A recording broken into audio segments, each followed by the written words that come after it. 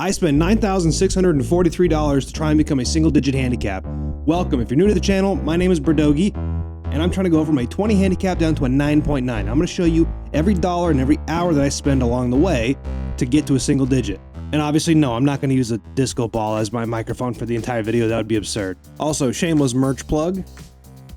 Gimme Mulligan 2024, Overpower, Under the Influence, everything available on Birdogey.com if you're looking for anything. But I live in Florida, and it's hotter than two mice getting freaky in a wool sock, so I'm going to take this off. If it looks like I'm sweating my ass off, it's because I am. It is hot as heck in this house. My air conditioner is hanging on for dear life, and the guy's not going to be here for another 4 days to fix it. And I have to get this video out because I was gone for an entire week for the holidays. So, I apologize. But we have a lot to get into. Number one, starting with, I took a golf lesson.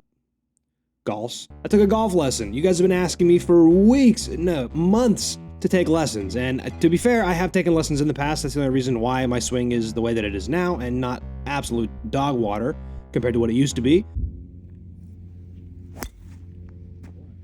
Swimming.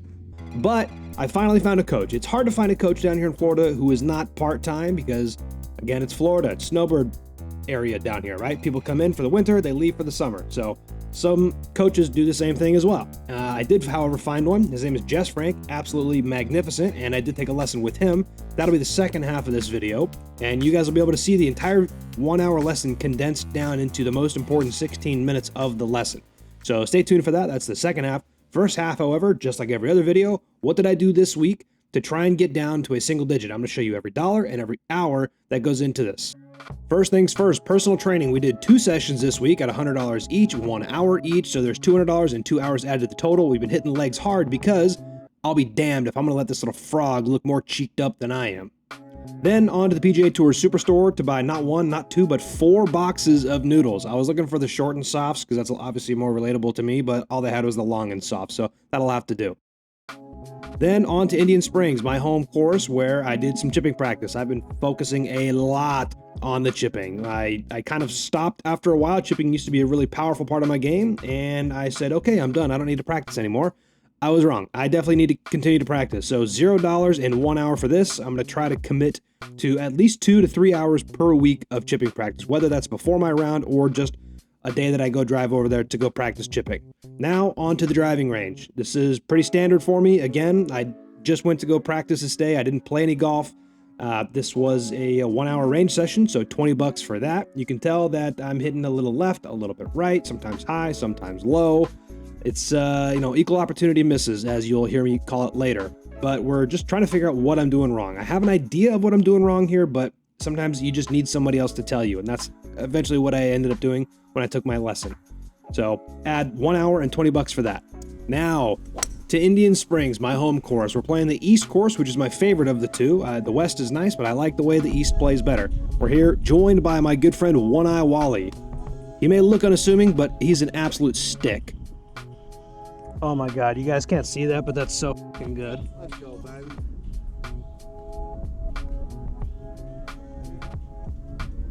We're also joined by another good friend of mine, Sean from 902 Golf. You know what they say, I've never seen a bad lefty.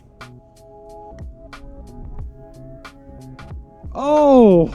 Get a nice shot of Walter's ass so I can sell it on OnlyFans. You're a carpenter's delight. Flat as a board and easy to nail. He says that he's built more like a greyhound. But again, you don't want to bet against One Eye Wally. He can golf better with one eye than I can with both of mine. Camera comes on and the boy starts playing. It's funny how that happens. My man is just lights out when the camera comes on. I'm serious though, if you're looking to lose some money, go ahead and play against this guy and pull out your wallet. He'll take it home with him, I guarantee it. This wasn't a handicap scoring round. This was just me and the boys. Walter lives down in Miami for half the year, and the other half of the year he caddies up north. He's a professional caddy, so I don't get to see him as often as I would like to. Yeah, go ahead and savor that moment for a while. Probably a couple feet away still, but it was definitely more than a couple of feet away. But still, my putting has been way better since I've worked with Johan recently. You can see that my putter is a little towed down right now. I got to go get it adjusted. But even right here, look at how long this lag putt is. I still have some work to do. It's not perfect, but we're at least going in the right direction. We're down to mostly 1 and 2 putts instead of 2 and 3 putts. Now, Walter did surprise me the next day, and he said, hey, do you want to come down here to, I think it's Emerald Hills. It's a beautiful course. They used to hold the qualifiers there for, I can't remember which tournament it was. Oh gosh. US Senior Open, US Amateur, anyways. It's a really cool course. And the tee boxes there from the tips is like 7,700 yards. Obviously we didn't play that. We played 6,800, which is just about as far as I would like to play. But beautiful course. We, out there having some fun. Also joined by Gene from iRange Sports. This is the man who is partially responsible for making all my content happen. And 902 Golf again. But yeah, Gene makes the iRange stick, which is what you can normally use for your phone. If you want to record stuff, it's got a little magnet on the back. But I had him custom make one that can hold this big, beautiful camera that I used to go film all of this. Wow, why did that stop so? Did I hit this shit? Shit, fuck the stupid game. Why do I play? Stupid ass fucking whack a little plastic ball around the goddamn grass. Stupid game. Obviously, you can tell I had a blast that day. Played so well. I apologize, I don't have an actual update on the handicap scoring round for you this week. The couple rounds that I did play were not handicap scoring rounds. There was gimmies, mulligans, all sorts of stuff. So no update on that. We're still sitting at a 16.1, but I do have this lesson for you. So, I apologize for not giving you an update on that, but I am giving you a free lesson with Jess Frank. It's $180 in 4 hours. Add that to the total as well. Also, I think I forgot to mention it was $75 for the round at Indian Springs in 4 hours, and then $130. Yes, $130 for the round at Emerald Hills.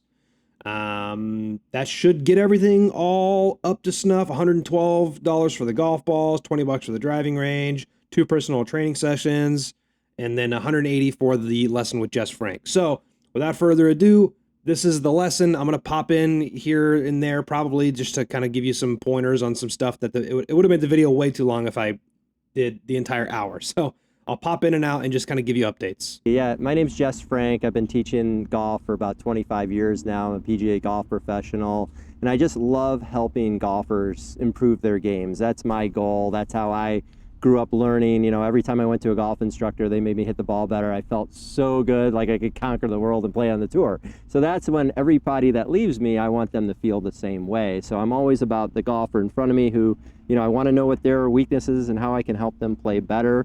And I do it on a daily basis here at Deer Creek, here in Deerfield Beach, which is a beautiful facility. And, I'm blessed to be able to do this every day and bring some joy to the golfers out there. And, my philosophy is just basically I look at contact, ball flight, and then work my way back up the golfer. And, no matter what they're struggling with, whether it be putting, short game, full swing, I'm here for whatever that person needs. So that's kind of my philosophy, and I'm extremely patient, and I love helping golfers, and that's what I'm all about here. All right, so first thing is first, we're skipping the fluff. He basically said that he wants me to warm up, hit a couple balls. He's going to kind of see if he can identify what maybe some of the things that I'm doing wrong. I told him he's got to have a pretty careful eye to see what I'm doing wrong, because this swing is dang near perfect. Bruh. That right there. Yep, got it. That's been my miss. Yep. Okay, hit another one for me. You can't make this up. You cannot make this up. You cannot make this up. That actually happened. Don't worry, it was the only one of the day. Yep. Bro. Tell me you've never had a bad day. Tell me you've never gone out and just forgot how to hit a golf ball one day. Okay. God, right. 2 big ones in a row. Perfect, right? Hit Well, another there you one. go. Now Just hit another one. At least I got what's going on here. Now we know. Yeah, exactly. Good gosh. Exactly. Let me get a practice Oh, yeah. here. I got you. But hit a couple more anyways. Okay. Okay. This is bad right now. This is perfect for the video. Yeah. Come on, this is perfect. Everyone's going to be like, 16 handicap. Sure, buddy. Exactly. Sure. You haven't hit one ball yet. Yeah. That's when I post my videos, everybody's like, is that a draw? I go, yes, it's a draw. They're like, I can't see it. There we go. I'm like, sorry, I don't have a tracker. I'm not at that level yet. Nice shot there. There you go. Atta baby. All right, so now we're up to snuff. We're good. I'm a little bit warm now, but I have had a problem that I've been kind of Lizzo-ing the ball. I've been hitting him a little chunky. So we're trying to figure out why I'm Lizzo-ing it, and he's going to show me a couple of side-by-side comparisons of what I'm doing, where my exit is, where I take the club bag, all that stuff. So I'm going to let him explain this part. So basically the ball flight we had was thin, fat, pulls, and those were the couple things that we saw, right? Equal opportunity misses. Yeah, exactly. Well, you've done a great job because you're telling me that you've worked on coming from the inside, right? Yes. So the that's a great thing. However, you can overdo too much inside just like you can overdo too much over the top, right? Also, I just want to say the glare from his screen protector, I know it's annoying. I didn't even think about it when I was filming it. I did the best I could to try to make it look as good as possible. I do end up moving into the shade whenever we look at this, so it does get better. It's just this first couple of them, there's going to be a lot of like cloud that you can see, but it does get better. I apologize. A pretty good takeaway right there. I like what I'm seeing. P1 to P2, really nice on the backswing. You're turning your you're tilting your shoulders. The arms are straight. Club face is in a good spot. So no problems from 1 to 2. So the 3. Pretty good still. Left arm across the chest, and we'll go to 4. 4, I get to the top here. I'm just going to move this over so you can see this. So this is this line right here is golf pro damage here, being out here every day, right? So thank God it's not the screen, it's just the plastic.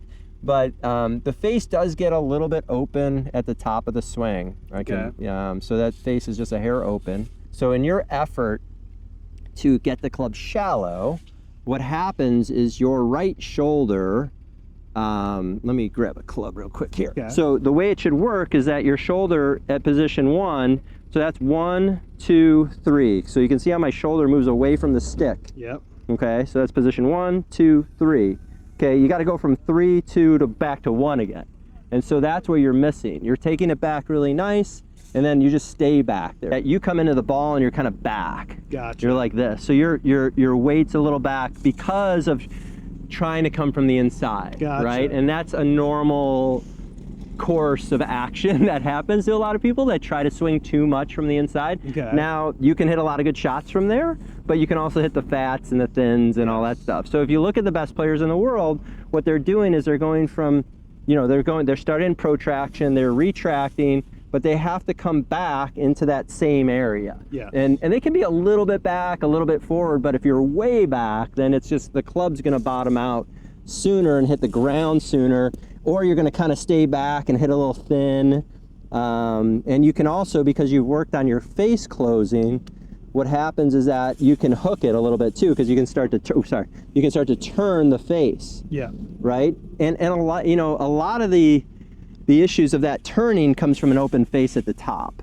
Okay. But I would rather say I want to make your impact better first. Yes. So that's low point control, hitting the ball in the center of the face first, and then you go, and then there's distance, which you hit the ball far enough, you hit it pretty far. Decently. And then ball control. Okay. And so that's why you're telling me your irons are kind of all over the place with Yes. hitting greens. Yes. And this is a big reason why. If you look at his setup, his feet and his knees are turned out. Your feet are slightly turned out, but your knees are slightly turned in. Yeah. So we talk about kind of getting the knees turned out a little bit. I like to call that duck feet. And then maybe just a little bit, just a little bit of tilt. But again, you don't want to go too much tilt because that can make you from the inside too much. Yeah. So you can see you do kind of move your weight back a little bit. Yeah. I mean, and again, it's not the worst thing in the world, but that little slide can also, with the weight going backwards, for you to get back to the ball is also sometimes really, really tough to do, because here, basically your low point of your swing is underneath your left shoulder. So when I set this up, my low point is underneath the left shoulder, right? So if I just drop the club down right here, that would be the lowest point of the swing. My ball position is about a club head back of that low point. So what happens is that when I swing a golf club, my goal is to hit the ball than the turf, right? So I want my low point to be forward of the ball, right? So you can see is that I'm hitting the ground more forward than where you're hitting it. And part of the reason, if you start to shift your weight, you're moving away. So the low point's here out in front of the left foot. Yep. So if I start to move my weight and I shift my weight I move further away from the low point, now I have to make a bigger move coming back down. So that's something that is definitely something we could look at as well. Your weight starts to move forward again, so you do a good job of bringing yourself back. Your head also is back. Yeah. So you have your head, you have your centers, you have your weight slightly back. So I would say number one, well, let's go from the setup first. So feet out, knees out, okay? And maybe just a smidgen of rightward tilt, because like I was saying, you had your head a little bit forward. So I would just say, maybe even just recenter your head, right? Okay. So instead of being tilted this way, just maybe in the center. Then the next thing we're gonna do is we're gonna work on, you had a little bit of shift and knee valgus there coming off, and so you're moving the weight too far back. So what I like to see is that, you know, the best players in the world at address have about 60% of their weight on their left foot. And then in the backswing, as they go back, the weight is gonna remain about 60 on the left. Okay, as I extend, tilt, and turn my body in a circle, my shoulders in a circle. And then from here, what's gonna happen now, as you can see, is that I can move I can move more forward sooner, is what the best players do. And now you can see when I get over here to about impact, you can see where my centers are more forward, my shoulders more forward, and you can see where my hands are. And you can see from your swing, you're kind of back here. Yes. And we're gonna start with just that drill of putting the club across your shoulders like that. I'm gonna do a little video. So feet out, knees out, hips out, you know, that whole setup there. Slight tilt to the right of your shoulder, good. So the head, there you go, perfect. That looks better. Yep, do that again for me. Do that a bunch of times. So start right there, good. That's a little different. That's a little different. Yep, keep doing that. There we go. So you feel a difference on that? Yeah. Okay, good. Right? So Yeah. right about there. So that's a big difference right off the bat.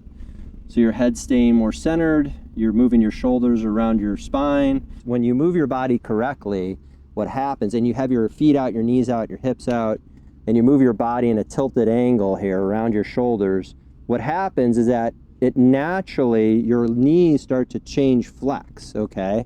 That's a power source. You have leverage in your body. Tilting is leverage, right? There's a huge power source, almost like a catapult when you're able to tilt your body properly. So as I'm extending, tilting, and turning my body, you can see my knees change flex. My hips are moving, so there's no lateral movement in the backswing. So the weight's actually staying on the front leg, and I'm much more centered now. So from here, it's much easier for me to get to my low point because I'm already there, right? Yeah. So boom. So that's gonna limit, I would say that's gonna limit a lot of the movement and make your swing and your ball contact a lot more consistent.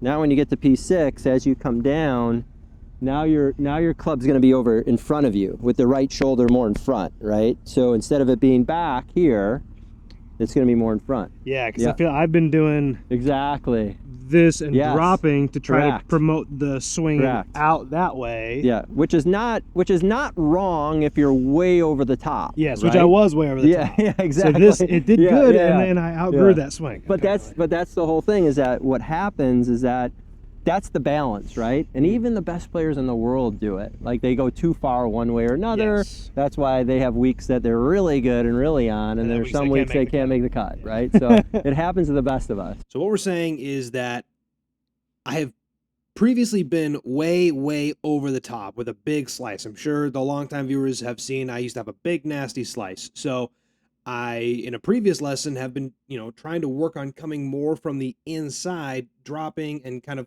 coming from inside to out to eliminate that. And it worked really well for a long time. I shot my personal best swinging like that. But you guys know, if you're not, how do I say this?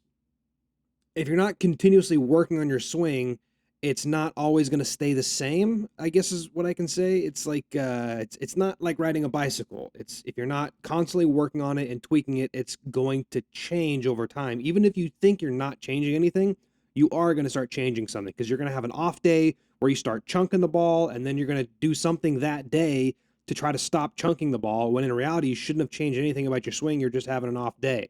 So that's kind of the only way that I can explain it. I've been coming from the inside, and it's helped me stop coming from over the top. However, I've gone too far to the dark side, and now I need to come back and find a happy medium between what I was doing in the past versus what I was doing currently. I guess that's the best way that I can explain it. There you go. There you go. Good. Get that right elbow in a little bit more. There you go. Perfect. There you go. Beautiful. Do that a couple times. There you go. There you go. Good. Yeah, much better. There you go. There you go. See, yeah, low point's much more forward. Yep. It's awesome. Yep, good. Now that club's working much more around the arc. All right. You ready to risk one at the ball? Yep. All right, let's do it. Editing Birdogey here. No, what you're viewing right now is not a picture of the surface of the sun. This is me being a professional at what I do, a professional content creator who has spent thousands of hours filming himself on the golf course, way overexposing the shot. If you can see in the background, there's all these clouds, right? So I haven't been checking the camera when I've been walking back and forth on some of these shots. And unfortunately, I set the exposure when there was a cloud above me. I walked up, I did some practice stuff, you know, the exposure looked fine. And then as the time went on, I wasn't paying attention to the fact that the cloud had moved and I needed to go reset my exposure.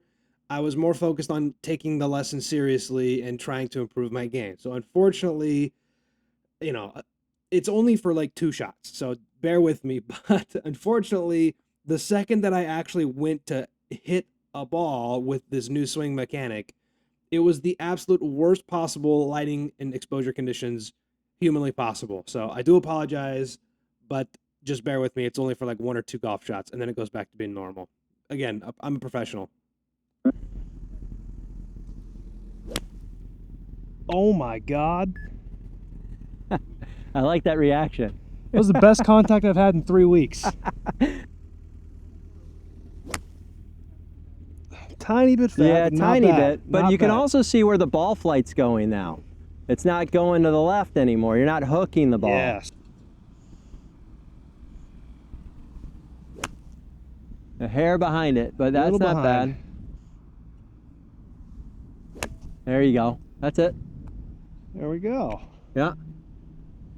So what I like about it is that your ball flight's the same every single time. Yeah. I mean, I know you caught it the first one a little heavy, but every single time you're hitting it now. And this is so this is another thing too. Like when I teach, I like to have people be able to take things to the course right away. And this is something that you just keep rehearsing.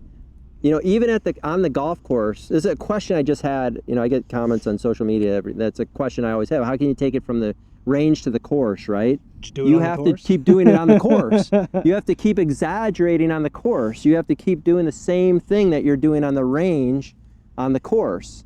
I mean, that's what I do in my game. You know, I do the same thing. You just keep rehearsing, exaggerating, and keep doing that. There you go. That's better. Yep, there That's we go. better. Yeah. So it really is about that weight being too far back. Yeah, no, 100%. The weight is number one biggest fundamental. Where the weight is on your feet. Okay, so I really got to feel the weight on the front foot. Yep. 100%. I got to exaggerate. Exaggerate, correct. Yep, there you go. Yep. Yeah, man. Yeah, wait forward are the 2 key words that I use with everyone. That's crazy. And I know that's been a problem in the past, and I thought that I'd gotten past it. Yeah. But apparently, after seeing that front-on video, like exactly. I was back here. We never get past any of our issues. I was going inside out, but I was doing it off. Yeah, you're doing it off your back here. foot. Correct. Not doing it. Yeah, absolutely. There. Okay. There you go.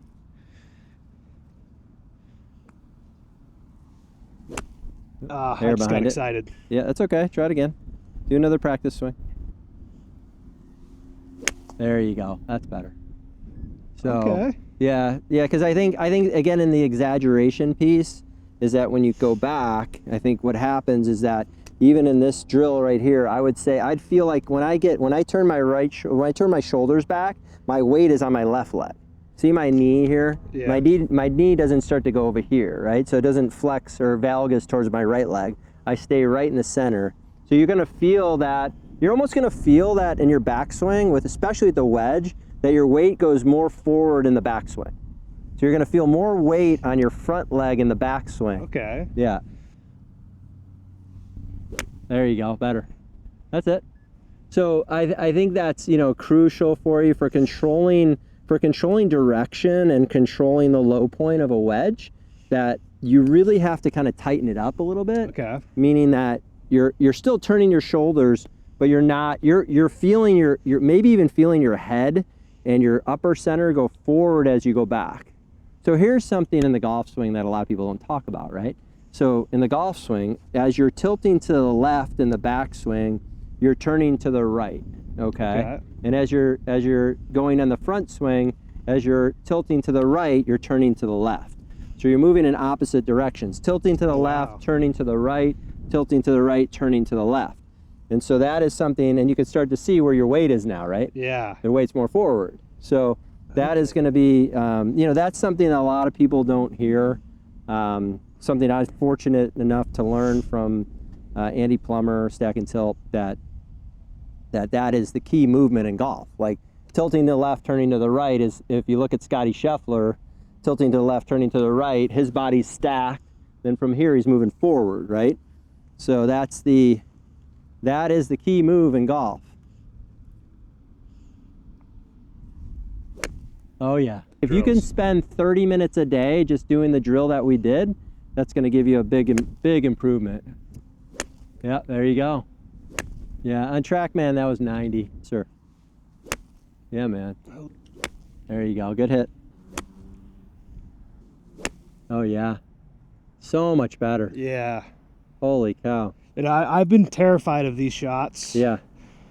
For a couple months now. Yeah. I've gotten to the point where I will purposely lay up just to avoid a 100-yard shot. If it's a 300-yard hole, right, I'd rather hit it 150 than hit it 260 and then 40. Yeah. Yeah. Just because it's been I hear you. I get it. Such a horrible part of my game. Believe me, I understand. But now you can see. Now you have a clear roadmap, a clear pathway to make it work. There you go. Nice job. Get that thing moving. Yep. Oh man. Hello. That's a golf shot. There you go. Yeah, man. That's it, Brady. I love it, man. That's it, Sweet, man. brother. That was awesome. Thank Great you, work. man. That was fantastic. Remind the people, sorry, I'm out of breath, but remind the people where they can find you on Instagram, on Facebook, on just TikTok. Under Jess Frank Golf Academy, all the social medias, and also, you know, you just Google my name, Jess Frank Golf Lessons, and you know, I'm here at Deer Creek 7 days a week. Perfect. If you have any questions for him, drop it in the comments section. And if you want to see us actually get on the course and have him give me a little bit of a playing lesson for a couple holes, let us know. Yeah, absolutely. Sweet. All right. Nice Thank work, you, sir. man. I appreciate it. Was awesome. So there you have it. Lesson is over. Took a lot of useful information out of that. Was chunking the ball left, right, and center. And then at the end of the lesson was just piping them dead straight. So sometimes you just need a little tune-up. You know, you can't run a whole race, you know, without hitting the pit stop every once in a while. You know, you got to change your tires, got to get some gas. You know, that's the only way that I can explain it. You're not going to remember everything every day. Even the pros, they take lessons. They have their swing coaches. So make sure you give Jess Frank a huge shout out. Follow him on Instagram or Facebook or wherever you guys are watching your golf content. He's got a lot of good information on his channel as well. And just make sure that you subscribe. And if you don't, you're going to 3-putt the rest of your life.